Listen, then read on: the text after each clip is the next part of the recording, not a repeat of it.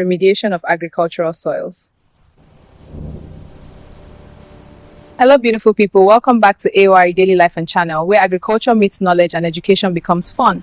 Today, we're diving deep into remediation of agricultural soil, how we heal damaged soils, restore nutrients, and bring dead land back to life.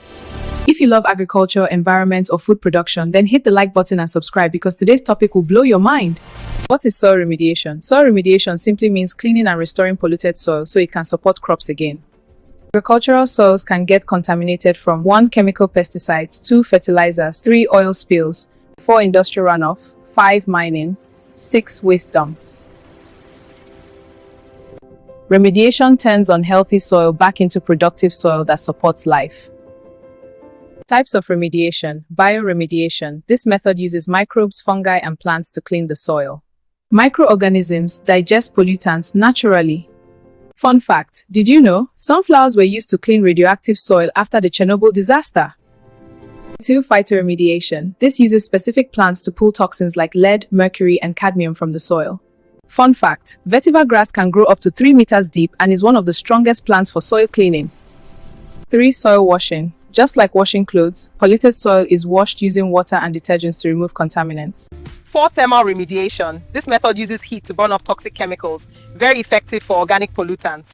Fun fact, thermal remediation can clean soil up to 99% depending on the pollutant type. 5. Chemical remediation. Chemicals like lime or gypsum neutralize acidic or toxic soils and restore balance. Healthy soil means 1. Better crop yields, 2. Safer food, 3. Cleaner environment, 4. Higher income for farmers. Remediation helps us fight climate change, boost food production, and protect ecosystems.